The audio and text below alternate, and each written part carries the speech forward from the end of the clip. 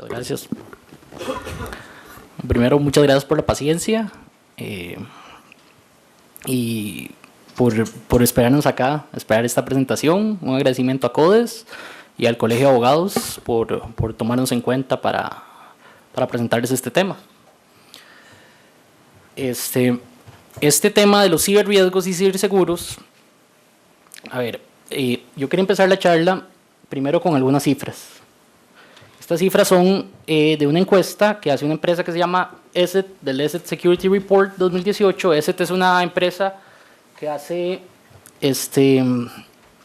productos, bueno, antivirus, digamos, y productos de protección. Imagino que muchos de ustedes deben tener este antivirus en las computadoras. Esta encuesta salió publicada jueves o miércoles pasado. Y le preguntan a varias empresas en Latinoamérica sobre el estado de la seguridad cibernética. Y de lo que indican, les preguntan primero cuáles son sus mayores preocupaciones. Y ellos responden vulnerabilidades, y por eso se refieren a vulnerabilidades que puedan tener en sus redes: ransomware, malware, robo de información y acceso indebido a los datos. Ransomware, para los que no saben, son estos programas maliciosos informáticos que entran en las computadoras y secuestran la información a cambio de que les paguen, digamos. El malware, muy similar a los virus informáticos, hacen algún tipo de cambio. Previo a esto quería también hacerles una aclaración. Yo soy abogado y no soy experto en datos, pero soy muy curioso en temas de tecnología. Entonces, parte de esto, el malware son similares a los virus informáticos, pero que también cambian algún código malicioso o buscan... es un código malicioso que entra en los sistemas informáticos y tratan de cambiar o inclusive robar información, o solo lo hacen para hacer daño. Y las últimas es robo de información y acceso indebido de datos. Luego les preguntan, en aquella lo vemos, que qué incidentes han sufrido. Y en efecto, las empresas en Latinoamérica han sufrido incidentes. El 45% dice que tuvieron incidentes por malware, otros 37% dice que no tuvieron incidentes, que no necesariamente esto puede ser cierto, sino puede ser que tuvieron incidentes y no se han dado cuenta que los tuvieron. Un 13% dice que sufrió acceso indebido a su información y un 12% dice que es falta de disponibilidad de servicios críticos. Y por allá ponen otro número que dice que 1 de cada 5 computadoras tuvieron un ataque de ransomware. Continuando con esto, ahora les preguntan que qué controles implementan para proteger sus datos. Un 85% dice que no cuenta con una solución de seguridad para móviles.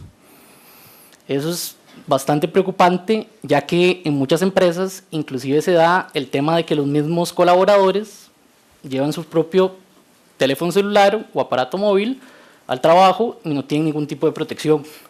El 44% tiene protección para servidores de correo, un 13% no tiene ni siquiera antivirus, que es de lo más básico que uno pueda tener, y 1 de cada 3 no utiliza una solución de backup.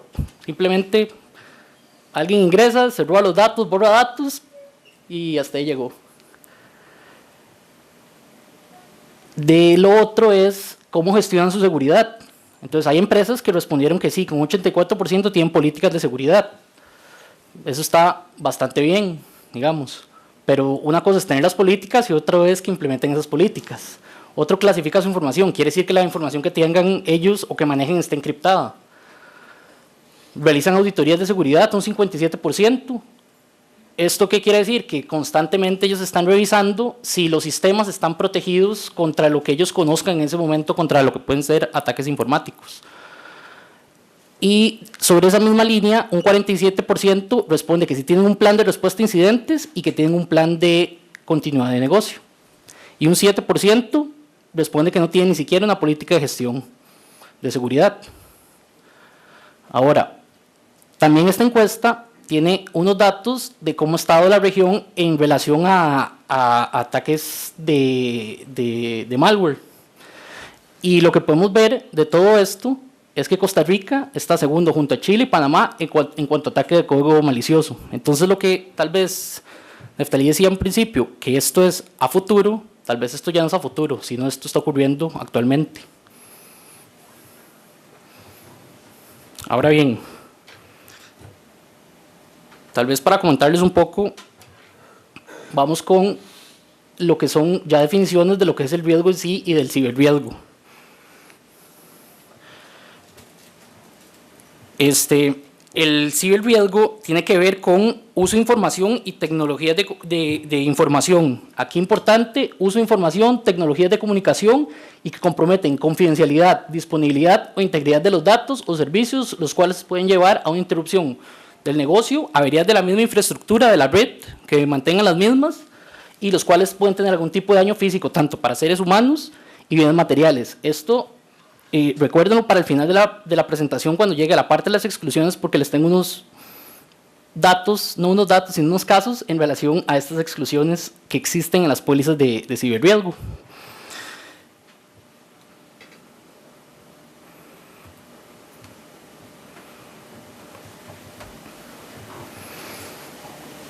Ahora bien, en relación, las ciberpólizas se utilizan para, o se han utilizado, estas pólizas no son nuevas, tal vez esta información es un...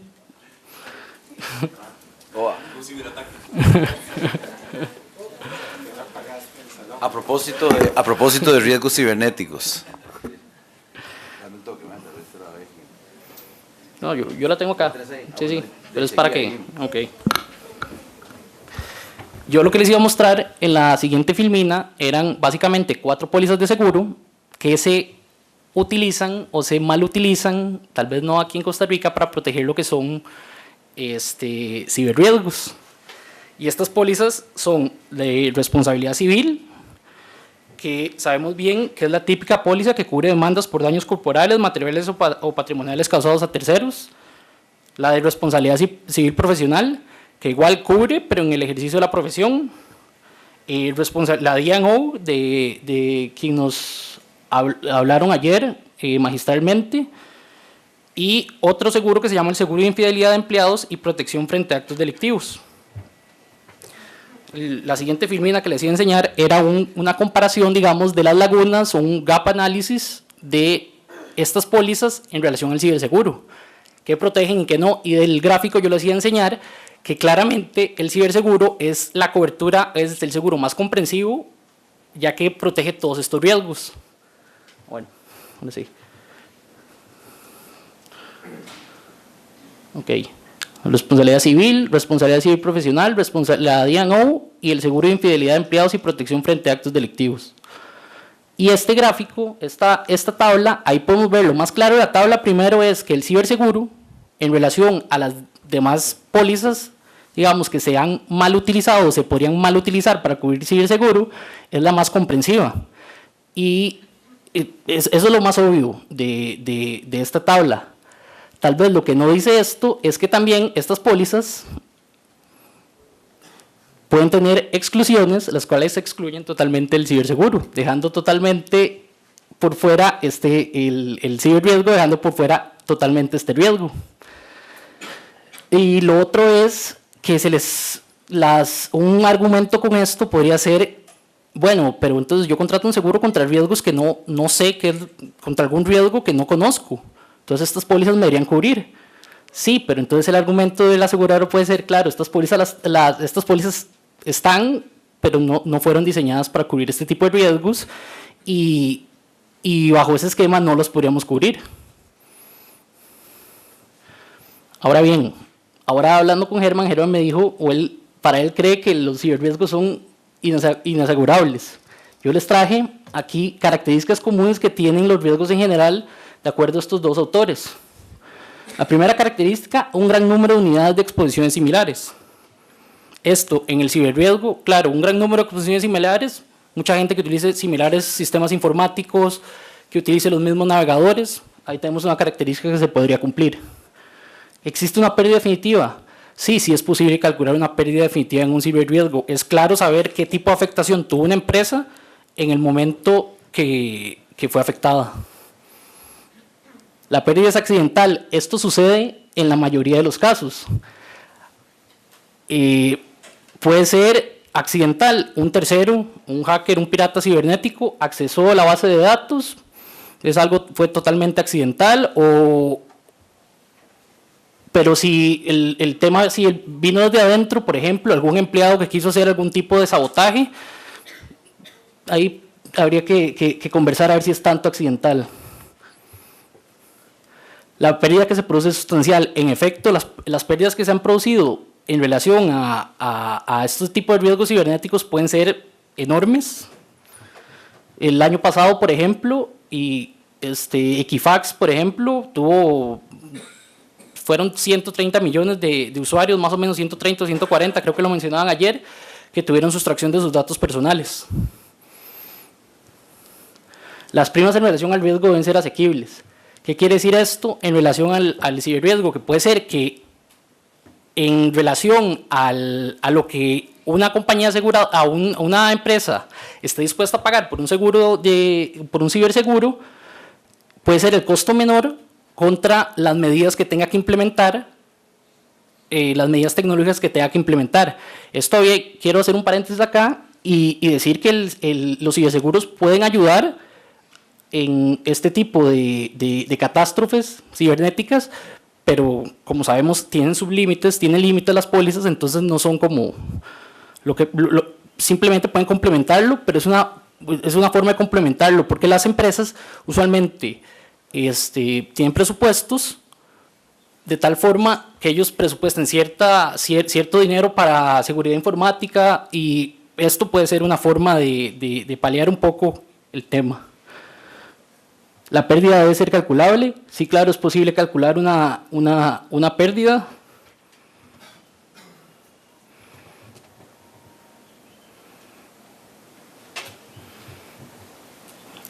Y es posible calcular el impacto en la sustracción de información y sacar un número. Y por último, que el riesgo que ocurran pérdidas catastróficas masivas es limitado. Aquí también esto tal vez no podría cumplir de todo con el tema de lo que es un riesgo cibernético, porque una pérdida mínima, eso es parte de por qué los ciberriesgos son sistémicos. Quiere decir que un riesgo pequeño puede tener un impacto mucho mayor en un montón de sistemas informáticos. Un backdoor que hayan dejado en algún programa, algún huequito ahí que hayan dejado, puede tener una pérdida para un montón de cosas. Ahora entrando un poquito con las coberturas de las pólizas de ciberseguro. Esta cobertura se le llama, tiene varios nombres. Esta es una traducción que yo utilicé, que es responsabilidad por seguridad de la red e información.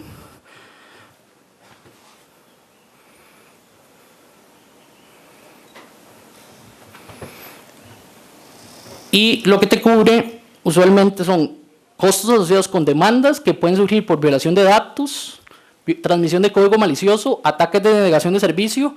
Los ataques de denegación de servicio son cuando muchas personas, en este caso cuando uno está tratando a veces de comprar entradas para ir a algún lugar, se cae el servidor. Eso no es un ataque, es una denegación de servicio, pero es que llega un punto en que el servidor ya no puede lidiar con tantas solicitudes y se cae el servidor. Esto se puede planear y se planea para tratar de burlar la seguridad y que se caigan los servidores. Esos son ataques de denegación de servicio. Y algunos otros riesgos de seguridad asociados. Pueden haber también robos de datos, de información personal, de información corporativa.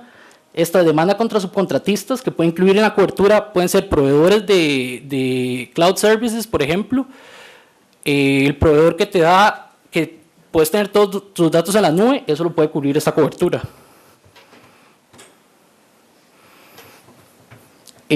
Algunos de los desencadenadores de esta cobertura. El ataque cibernético. Importante saber qué es un ataque cibernético. Eso tiene que ir claramente definido en las pólizas. La falla en la seguridad de datos, falla en la seguridad de la red, accesos no autorizados. Entonces, de esta cobertura es importante saber que las definiciones, el tema de las definiciones es importante a la hora de esta cobertura, que esté bien definido el tema de evento cibernético, el tema de ataque cibernético, por ejemplo, el tema del malware, de ransomware, de virus informático, que si uno compara, yo hice una comparación de varias pólizas en otras jurisdicciones y todas las pólizas varían en este tipo de definiciones. Entonces hay unos que sí pueden decir que tanto malware como ransomware lo ponen en una misma categoría de virus informático.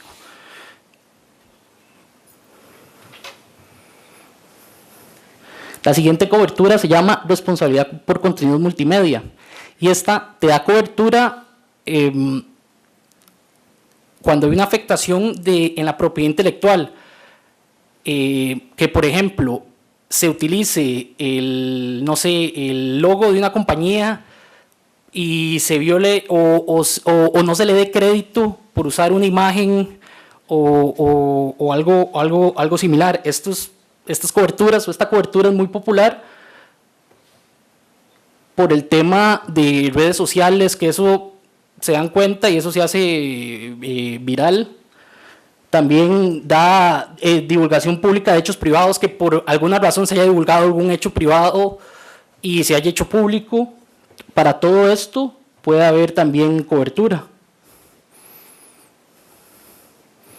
Y estas coberturas usualmente vienen en las pólizas como coberturas adicionales, no se dan como coberturas básicas. Notificación y monitoreo. Actualmente esta cobertura lo que te da es avisarle a los clientes, al cliente del asegurado, que sus datos han sido sustraídos de alguna manera.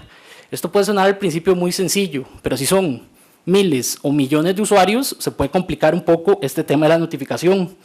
Y los servicios de monitoreo se refieren a, es un servicio adicional dentro de la cobertura en que la aseguradora, con el apoyo de un grupo de profesionales en tecnologías de información, monitorea las redes para tratar de que esos datos que fueron sustraídos sean rectificados de manera, y el tema de protección de identidad, robo de identidad y apoyo adicional a las partes afectadas para corregir los récords crediticios. Este es algunas del límite temporal que ofrece la cobertura, hasta 12 meses adicionales si los datos se relacionan a datos personales. Y aquí les pongo esto del Reglamento de Protección de Datos de la Unión Europea. Este es un reglamento de mayo del 2018, y leyendo un poco el reglamento hay una disposición que obliga a que en caso de una violación de datos se le deba avisar a los clientes. Entonces ya es algo en Europa que ya está así, y aquí en Costa Rica, si no me equivoco, la ley da 5 días para que se le avise a los clientes. No tiene ningún tipo de sanción, pero da 5 días.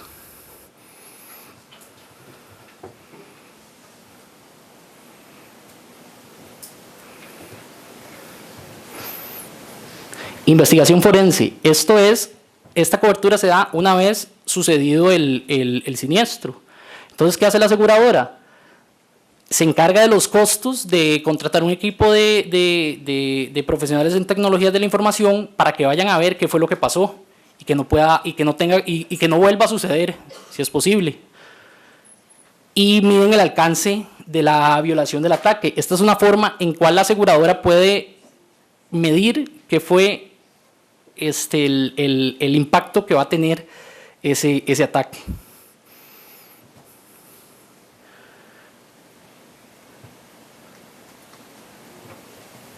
Esta es otra cobertura de manejo de crisis y relaciones públicas, que ayer lo explicaba Nicolás, el expositor, Nicolás Uribe, en relación a las pólizas de D&O.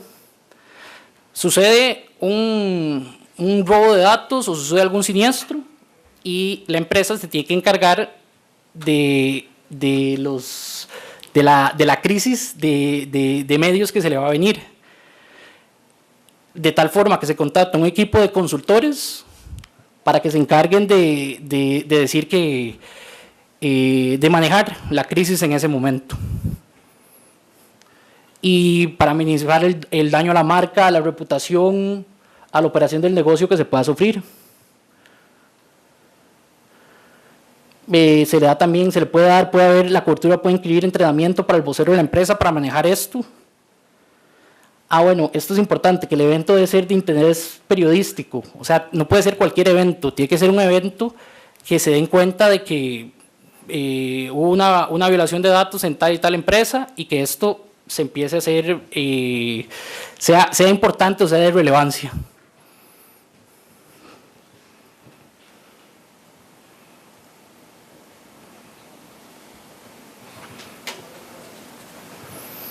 La interrupción de negocios. No siempre esta cobertura la ofrecen dentro de las pólizas de ciberseguros, pero sí en las que yo revisé sí estaba incluida. Funciona muy similar a la interrupción de seguros. La diferencia es que aquí no hay un factor físico, sino aquí es un factor cibernético y algo que no podemos ver. En un factor físico se cayó el edificio, se dañó la maquinaria, entonces es posible saber a dónde está la interrupción, cuál fue el evento que produjo la interrupción de negocios.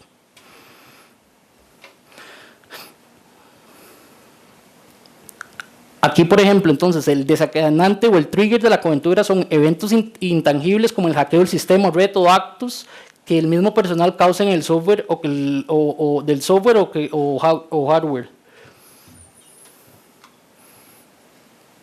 Importante es que la causa entre lo que hizo que el sistema fallara tiene que ser directa, debe ser producto de un ataque cibernético. No puede ser que fue como que cuando le dicen a uno, no, es que falló el sistema y no le dan una razón, por alguna otra razón X, sino tiene que ser la causalidad de estar ahí entre el suceso y la interrupción del negocio.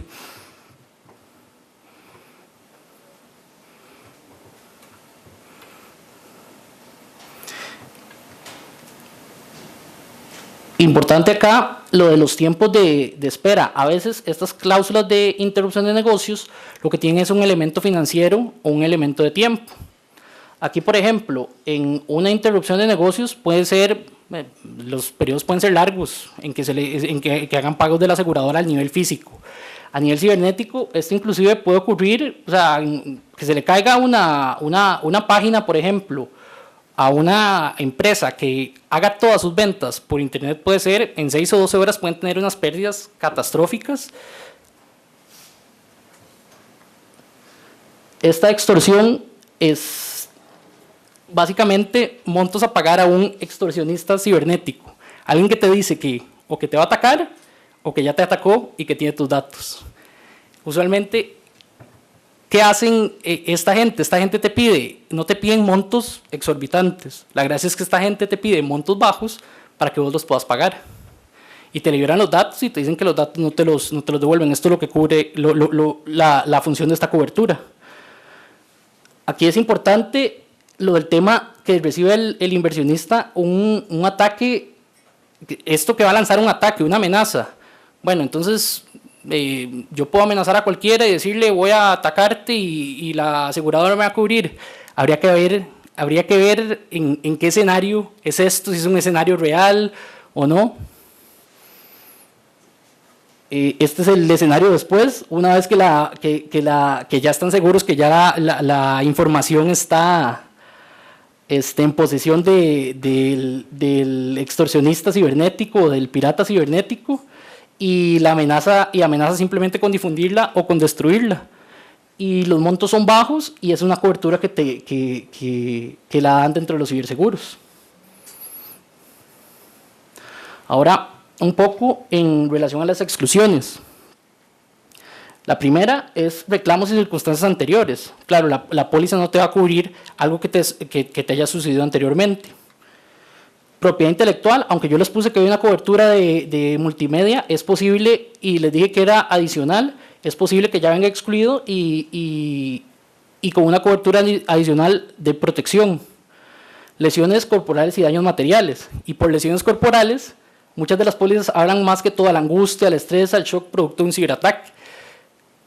La gente que se estrese mucho, que producto de esto haya sufrido algún tipo de lesión corporal, porque va a tener al regulador encima, por la multa que le pueden imponer a la empresa, eso no te lo cubriría.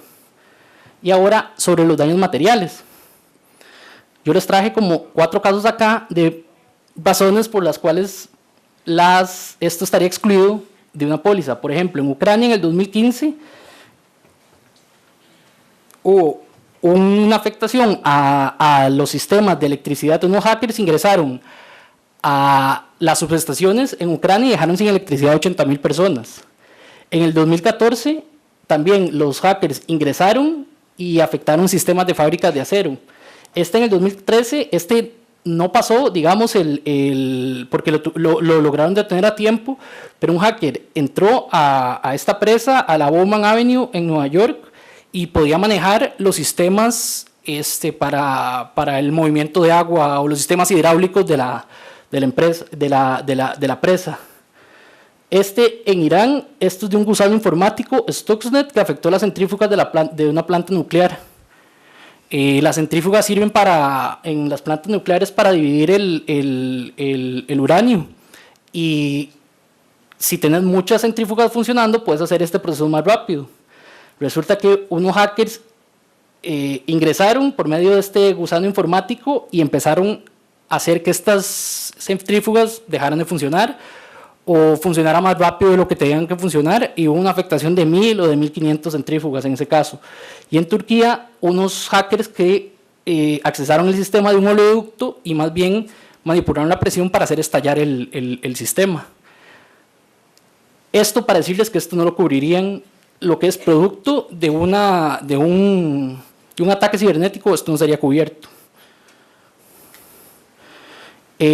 Bueno, actos, errores o omisiones que constituyan delitos o fraude, eso tampoco estaría cubierto, pero para esto necesitaríamos una sentencia. Y para terminar, los quería dejar con una frase de un exdirector del FBI. Él dice que él está convencido que existen dos tipos de compañías en el mundo: las que han sido hackeadas y las que lo serán, y las cuales pueden converger en una sola categoría: las compañías que han sido hackeadas y que lo volverán a hacer. Gracias.